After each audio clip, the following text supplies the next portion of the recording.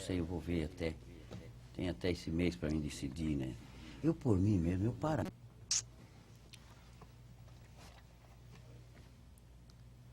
E nós estamos de volta aqui pelo nosso canal 20 100% Joinville, com mais um programa Eli Francisco conversando com você. Hoje, dia 9 de junho do ano da graça de 2004, eu trago a vocês um convidado especial, uma pessoa que eu estimo muito, não só como político, né, que eu o considero muito e muito fez por Joinville e ainda o vem fazendo, mas também como pessoa humana. E como nós que trabalhamos, militamos nos meios de comunicação, não existe bom entrevistador, existe um bom entrevistado. Esse é uma pessoa ótima para ser entrevistada. Chama-se João Gaspar da Rosa. Um prazer tê-lo conosco aqui, Gaspar. Prazer, Eli, prazer estar aqui na TV Cidade mais uma vez. É uma oportunidade que o homem público tem de transmitir aquilo que ele tem vontade de fazer, aquilo que ele fez para que a comunidade tome conhecimento. E nada melhor do que quando a gente tem a oportunidade de vir diante de uma televisão e ter um amigo que dá essa oportunidade para a gente. Eu estou à inteira disposição, com muito prazer. O Gaspar, ele vai agora no próximo dia 21 de setembro, aliás, no dia do radialista, ele nasceu no dia do radialista, 60 anos de idade. 59. Vai fazer 59? 59, é. 60 o Eli Francisco já fez. É verdade. Justamente ele nasceu no dia do radialista, filho do seu Nicolau da Rosa e dona Mercedes Rosa. O Gaspar teve uma infância muito dura, ele trabalhou muito para chegar na posição que está nos dias de hoje. Ele foi, inclusive, até prefeito da cidade de Joinville, na década de 60, justamente na época em que o prefeito era o Wittfreiter. O Wittfreiter. Ele foi secretário, inclusive, dos antigos serviços públicos, né? Foi Serviços Públicos. Antigos serviços públicos. A segunda maior secretaria de Joinville na época. E fez... me lembro bem que ele foi o responsável pela construção do nosso, onde se planta, como é o... A JK, o Horto Florestal. Ah, sim, o Horto Florestal que tinha sido extinto, e quando eu retornei à Secretaria de Serviços Urbanos, eu achei por bem, então, retomar esse plantio ali, que o Horto Florestal estava abandonado. Eu acho que foi uma reivindicação da própria imprensa, porque eu sempre tive um convívio muito bom com a imprensa e eu ouvia muito a imprensa, porque a imprensa, ela tanto critica quanto ajuda, sabe? E é importante a gente pegar esses deixa de importante, e aí eu reativei o horto dali do Mirante, que permanece até hoje, vivo, né? Isso é um orgulho para mim. Isso foi em 78 para 79, quando eu e o Osni Álvaro de Oliveira retomamos essa posição. O prefeito, na época, na sua primeira gestão, o Luiz Henrique, ele achou que nós não deveríamos se meter, porque era com a Fundação 25 de Julho, mas a Fundação 25 de Julho não tinha nada a ver com o Morro do Mirante aqui, que ficava próximo à Secretaria de Serviços Públicos. Lá nós reativamos esse outro, que está aí, essa beleza toda, que é motivo de visitação, inclusive. Bom, João Gaspar da Rosa fez 30 anos de política. O Jornal Notícias traz uma matéria feita pela Albertina Camilo e a Vânia Oliveira, e o Manuel Francisco quem assina, e que diz: vereador diz não se arrepender de nada do que fez durante a carreira. Também pudera, né? O Gaspar, eu o conheci como engraxate, não, mas como alfaiate eu o conheci, e olha, era um alfaiate muito requisitado na cidade, na zona sul da cidade, se não o mais requisitado de Joinville. Tanto é que ele começou, me lembro bem, começou sozinho e tinha uma verdadeira indústria depois, não é, Gaspar? Eu me estabeleci, eu iniciei o aprendizado de alfaiate no seminário, né? Juntamente com o meu irmão mais velho. E depois, eu retornando, eu fui para a alfaiataria Botafogo, na rua Santa Catarina, esquina com a rua Botafogo. Tinha alfaiataria Botafogo. Em 59 para 60. Onde tinha a sede do Sandu? Exatamente. Eu morava em frente ao Sandu, inclusive na rua Botafogo. E em 65 eu comprei a ofertaria. E expandi, a ofertaria cresceu muito, cheguei a ter nove empregados. E na minha vida valeu a pena desde o dia que eu nasci. Comprou a ofertaria do patrão. Quem era o patrão? Era irmão do Borba. Primeiro, meu patrão era o José Serpa, irmão do Júlio Serpa, hoje presidente da Fundemas. E depois o Serpa vendeu ao Zezo Borba, que era irmão do seu Manuel Borba, dali da estação ferroviária, um grande alfaiate também, que já faleceu, um dos maiores alfaiates que tinha em Joinville. E em 65 o Zezo Borba me vendeu a ofertaria. Quando ele comprou a ofertaria do José Serpa, ele comprou comigo também. Aí fiquei como empregado dele em 65. Ele não quis mais trabalhar porque ele se aposentou-se. E aí eu adquiri a ofertaria e ali tudo iniciou a minha vida como um profissional. Olha, ele casa-se em 1968, no dia 28 de julho, com a dona Janete de Oliveira. O casal teve 4 filhos. Vem aí dia 12, dia dos namorados. Foi a sua primeira namorada, Gaspar? Não? Não foi bem a minha primeira namorada, mas ela me conquistou. Você tinha muitas opções naquele tempo. Quando tivemos o primeiro contato, nós éramos vizinhos e realmente não deu outra. Começamos a namorar e foi um namoro certeiro. Namoramos uns 3 ou 4 anos, depois casamos e hoje nós vivemos 37 anos, muito bem, por sinal, 4 filhos. 8 netos, tem uma falecida, 7 lindos netos que estão aí, que a gente adora, vivemos para esses netos. Temos uma convivência muito boa, a minha família aceita a gente como homem público, isso é importante, é o convívio do dia a dia. Os meus filhos se sentem realizados pelo pai ser um homem público e da forma que eu sou um homem público, que eu fui nesses 30 anos. Né? Isso é que me orgulha muito, é que se vê hoje, no Brasil inteiro, o político é sinônimo de vigarice, pessoas que não são honestos, têm que ser mentirosos. E eu, sinceramente, quando eu vejo alguém falar isso, eu até tenho pena, que não é verdade. Neste mundo, esse Brasil de tanta carência, mas tem gente que está na luta, almejando que diminua esse desnível social. E tem muita gente, não é só o João Gaspar, não, tem muitos homens públicos que vivem para ver a mudança na sociedade do Brasil. E eu me orgulho muito que nesses 30 anos eu tenho lutado por isso. E quem me conhece sabe disso, que não estou fazendo demagogia, não estou querendo convencer ninguém. Quem me conhece, quem convive comigo, sabe da forma que eu sou, sabe da forma que a minha família é. Assim a minha mulher também faz a mesma coisa, e não é política, mas tem uma participação direta na comunidade, vive na comunidade. Nós, às vezes, até estranhamos, porque é um dia inteiro, um teste para lá, um teste para cá, e a minha mulher para lá e eu para cá, e a vida nossa é essa, e nós nos orgulhamos muito dessa vida. Ô Gaspar, eu quero, nesse primeiro bloco, me prender um pouquinho o começo da sua carreira, com o começo da sua vida e tal, não é? Muito bem. Eu testemunhei, porque quem trabalha 45 anos, 46 anos, fiz agora dia 13 de março, comunicação social em Joinville, há de saber muito sobre a carreira de João Gaspar da Rosa. E eu me recordo muito bem um orgulho muito grande do seu pai, senhor Nicolau Rosa, que foi zelador do Fluminense. E eu me recordo, certa ocasião, antes do Gaspar entrar, se decidir a se encaminhar na carreira política, ele fez uma tainhada, não é? Lá na sede do Fluminense. Eu não sei se foi para comemorar o seu aniversário ou não, e nós ficamos, eu era bastante jovem, ele também, né? Temos quase a mesma idade, e ficamos madrugada dentro conversando, e ele falando sobre o seu pai, muito orgulho que ele tinha do seu pai, da sua mãe, dona Mercedes. E eu me lembro que naquela noite ele me revelou de que havia recebido um convite, mas que não havia se decidido ainda se ingressava na carreira política ou não. Agora, o que ele me disse, isso faz quase 40 anos atrás. Ô Eli, eu não sei se vou me encaminhar. O maior orgulho na carreira política que eu tenho é do meu pai ter sido zelador do Fluminense aqui do Itaú, neste meu bairro, e eu ser hoje o presidente desta sociedade. Se lembra disso, Gaspar? Lembro. Se comoveu, Gaspar? Você tinha um grande orgulho do seu pai, né? Meu pai foi tudo para mim.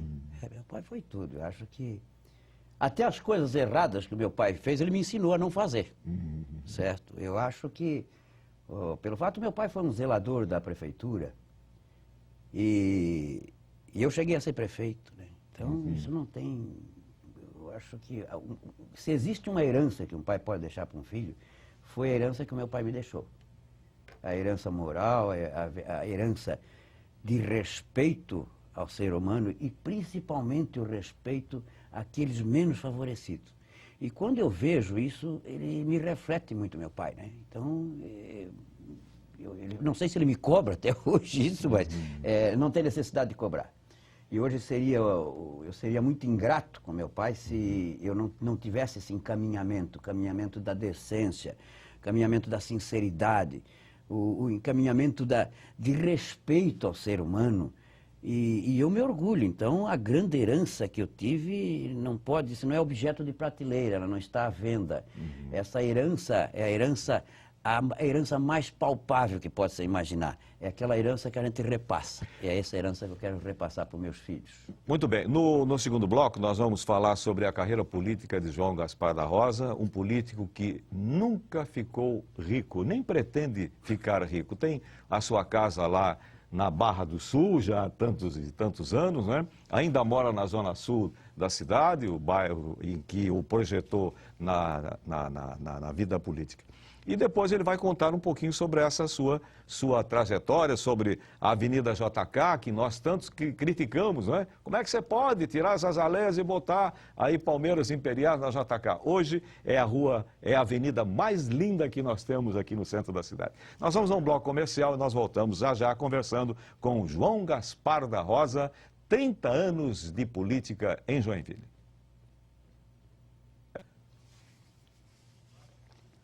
Bom, na abertura do segundo bloco aqui do Eli Francisco conversando com você pelo nosso canal 20, neste dia 9 de junho de 2004, eu vou prestar uma rápida homenagem a um grande líder que fez parte da história do bairro da Vila Nova. Vamos mostrar aqui a capa do jornal, aliás, uma página do Jornal Notícia, que traz uma matéria publicada no dia 16 de novembro do ano passado, não é?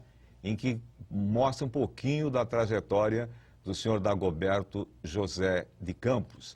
O senhor Dagoberto José de Campos, ele faleceu no sábado passado, foi sepultado no domingo, aqui no cemitério municipal de Joinville, e com a presença, inclusive, do prefeito Marco Tebaldi, que falou na oportunidade. Eu também tive a oportunidade de falar, mesmo porque há uma ligação muito estreita entre a minha família e a família do seu Campos, porque o Beto é casado com uma das filhas. O Beto é aquele jogador de futebol, o Beto que o pessoal chama, o Beto Gordo, né, jogou no Palmeiras e tal, né? E hoje, aliás, o Beto hoje é o presidente da Sociedade Palmeiras lá da Vila Nova. O Beto foi campeão de Jogos Abertos 3 vezes, campeão 8 vezes pela cidade, jogando futebol de salão, pela Tigre Palmeiras, e pela Arca também. E o filho do senhor Dagoberto José de Campos, o Silvinho, foi campeão também de Jogos Abertos, foi presidente também da Sociedade Palmeiras, o Silvinho. E eu quero aqui enviar as minhas condolências, os meus sentimentos ao Silvinho, a Lia, a Lígia, o Sérgio, a viúva, a dona Lília. Realmente o senhor Dagoberto José de Campos deixou deixou marcas que o tempo jamais irá apagar. Notadamente a rua que liga o centro da cidade à Vila Nova. Numa época em que se pavimentar a paralelepípedo uma rua não era muito fácil. Isso há 40 anos atrás, ou mais até. E ele conseguiu fazer esta grande obra. Foi a maior obra em termos de extensão em Joinville, a paralelepípedos. Então fica aqui esse registro, não é? O nosso sentimento a essa grande figura, o senhor Dagoberto José de Campos. João Gaspar da Rosa, agora sim, agora vamos contarmos um pouquinho da sua infância. Seu pai teve, e sua mãe, né, a dona Mercedes, o casal teve 9 filhos, não é? O seu pai foi zelador do Fluminense e tal. Aquela tainhada que você ofereceu, saiu dali alguma coisa? Começou por ali? Eu acho que tudo começou em função do Fluminense. Foi. Eu já prestava um serviço à comunidade, eu tinha time de futebol, eu sempre fui um cara muito ligado ao esporte, desde criança.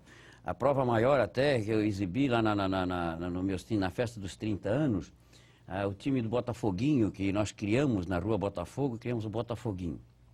E saiu um campeonato, primeiro campeonato mirim da Rádio Cultura. Quando a Rádio Cultura foi fundada, ele foi em 1959 para 60. 59. 59. 1º de julho de 59. Então tá, então foi em 1960. Então agora você me confirma que o campeonato foi em 1960. Em 1960, então, criou-se o primeiro campeonato mirim Rádio Cultura. E eu me apresentei lá como dirigente do Botafoguinho. A princípio, os organizadores não aceitavam o time do Botafoguinho participar com as 3 equipes, porque o Botafoguinho não tinha um adulto para representar. E aí eu insisti, teimei, foi para a votação e ficou o Botafoguinho incluído nos 13 do campeonato. E para surpresa nossa, e para surpresa da própria Rádio Cultura, que pensou que nós íamos desistir no final, chegou no final, nós somos campeões invicto, com 1 ponto perdido. E fomos campeões do primeiro campeonato mirim da Rádio Cultura. E você vê só o prazer que Quem lhe convidou, Gaspar, desculpa, então, quem lhe convidou para ingressar na carreira política? Ali, quando fui presidente do Fluminense... Quem foi a pessoa que disse, Gaspar, você vai ser candidato? Eu convidei o presidente da Fundação Municipal Bruno Schmidt, porque na época e até hoje, um dos órgãos mais importantes que tem no bairro Itaú. Criado pelo Dr. Nilson Bender. Criado pelo grande prefeito, um maluco. Eu tenho dito nas nossas reuniões aqui, apareceu um prefeito maluco naquela época, que esse homem fez, que deixou marca. Quando ele fez a rodoviária lá perto da BR-101, chamaram todo mundo de louco. Olha aí onde está a rodoviária hoje. Quer dizer, dentro de Joinville e fora de Joinville, porque dali saem os ônibus já para a BR-101, quer dizer, ele já teve a visão. E ele foi para o Itaú, aquele bairro pobre, que o Itaú era um bairro super carente, e fez a Fundação Municipal Bruno Schmidt, que é um orgulho para o Itaú hoje, a Fundação Cesita é um orgulho para o Itaú. Você sabe que a Globo, nessa série que está fazendo aí de empregos, geração de empregos, citou o Cesita como modelo. Porque forma 2.200 alunos, na minha época já formava 2.200 alunos por ano. E aí, nesse dia da tainhada no Fluminense, foi quando eu passei a ser presidente, que para mim foi o maior orgulho na minha vida, ser presidente do Fluminense, né? O Fluminense recentemente tinha vendido o Milton Fumo para o Vasco da Gama, tinha mandado o Ratinho para São Paulo. Isso, eu queria que você citasse. O Chelo para o Caxias, o Camandongo para o Caxias, o Bebeco para o América, o Daniel para o América, o Riga para o América, tudo isso aí do Fluminense. Que celeiro de craques. É uma coisa incrível. Tem mais. O Bia, que foi um ponto de lança muito bom, por sinal. Enfim, e outros nomes que eu não lembro agora. O Caranga para Lages, o Chiquinho para o Metropol. Então, para mim, foi um orgulho muito grande ser presidente do Fluminense, né? E naquele dia nós fizemos uma festa e eu queria apresentar o que eu pretendia fazer para o Fluminense. Um campo de futebol. E eu prometi um campo de futebol naquela noite como meta, como presidente do Fluminense. E nesse dia o Pisque estava. E terminou, que nós ficamos depois até da madruga, que isso era a coisa mais fácil que tinha para acontecer. Há 40 anos atrás, jovem, né? Era uma facilidade. 40 anos mais jovem, né? Era uma facilidade incrível para a gente amanhecer batendo papo, né? E não deu outra, ficamos batendo papo ali e o Pisque nos acompanhou. E aí o Pisque no outro dia me chamou lá na fundação e perguntou se eu queria ser o diretor da escola. Bom, 2 presentaços, né? Ter as 2 coisas mais importantes dentro do bairro. O Fluminense e o Cesita ser diretor. Eu vi que eu não dormia a noite de satisfação e eu aceitei ser diretor e caí de cabeça. Aí eu já vi que eu não podia fazer as 2 coisas, ser comerciante e ingressar na vida pública. Ali já encarreirou que eu fui candidato a vereador e tive a felicidade de ser um dos mais votados, terceiro mais votado. Eu lembro bem que o Ramiro Gregório, tive o prazer até de fazer uma gravação com o Ramiro em função disso, em que ele transmitia pela rádio... Ele transmitia pela Rádio Cultura toda a votação, que era contada dedo a dedo, né? E quando chegava, abria as urnas da Zona Sul e dizia: agora vamos ouvir a votação do candidato surpresa de Joinville. E aí eu dei banho em todo mundo, eu fui o mais votado em todas as urnas e fui o terceiro mais votado em Joinville. Bom, o Gaspar forma-se em 73, técnico pedagógico que inicia curso de educação física. Em 74, filia-se ao MDB, a convite do então deputado Luiz Henrique. É convidado pelo prefeito Pedro Ivo para ser diretor do CESITA. 75, eleito vereador pelo MDB, com a terceira maior votação do município. 79, a convite do prefeito Luiz Henrique, assume a Secretaria de Serviços Públicos. 82, abdica da candidatura à Assembleia Legislativa e concorre à prefeitura como vice de Witt Freita. Olha, eu vou contar uma coisa para vocês que o Gaspar talvez até não ousasse contar isso, porque nós vivíamos uma época de uma liderança forte para escolher para ser um candidato a prefeito de Joinville. Apareceu o nome de Witt Freita, um empresário bem-sucedido e tal. Mas era um homem que não tinha uma votação expressiva na cidade. Eu me lembro de um congresso em que eu fui dar cobertura para a Rádio Cultura de Joinville. Foi em Vitória, no Espírito Santo. O Gaspar vai me confirmar isso. E dentro do ônibus, não é? Naquele tempo não tinha celular, ele teve que descer o ônibus, atender o prefeito na época, que era o Luiz Henrique. O Violantino. O Violantino. Ele estava licenciado para ser candidato a deputado. Ele voltou, olha, me convidaram, eu não sei se vou. Aí conversa vai, conversa vem e tal. Eu vou ser o candidato a vice-prefeito de Joinville. E eu posso lhe garantir a vocês, se não fosse o Gaspar, com a sua popularidade, o MDB não era o PMDB na época, né? Não era Já era MDB ou PMDB? Era PMDB. PMDB. Do partido. PMDB não teria eleito Witt Freita prefeito de Joinville. Ele não vai jamais dizer isso, claro, né? Mas a popularidade do Gaspar era tão grande em Joinville que eu diria que 80% dos votos que recebeu o prefeito na época, a primeira gestão, Witt Freita, foi graças à popularidade de João Gaspar da Rosa. Eu lembro muito bem uma fase que... Não foi em Vitória do Espírito Santo? Foi em Vitória do Espírito Santo, foi o fim daqui, que realmente me lançou candidato a vice-prefeito. Eu não lembro o nome da churrascaria, eu sei que nós estávamos, como sempre, uma festa. Plácido era o presidente da Câmara. E ali eu vim para Joinville. O Marco Antônio também era vereador. Que houve uma reunião no PMDB e disseram: nós temos que pegar um candidato a vice que some nos bairros. Eu digo: pô, mas então eu sirvo para ser o candidato a vice-prefeito. É evidente que a gente tem uma certa noção, uma certa base, né? E aí foi aonde que nós fizemos aquela convenção com os 23 bairros na época e eu ganhei de 23-0 dos 5 candidatos. E fui o candidato a vice-prefeito. O Witt Freita não ficou muito contente com a minha candidatura a princípio. Ele até chegou ao ponto um dia na loja dele e dizia assim para mim: olha, eu sou um homem muito sincero, de fato ele era. Ele disse: eu vou dizer uma coisa muito sincera para o senhor, nós vamos perder muito voto aqui no centro por causa da sua candidatura a vice. Ele não acabou de dizer, eu digo assim: o senhor não imagina quantos votos nós vamos perder no bairro por causa do senhor. Gaspar, o tempo passa muito depressa. Eu quero lhe cumprimentar, você foi prefeito de Joinville, não é? Assumiu interinamente a prefeitura, aquele menino pobre lá criado no Itaú, filho de gente pobre, família humilde, alfaiate, engraxate e chegar a ser prefeito de Joinville. Eu vou lhe dar como presente pelos seus 30 anos de carreira, né?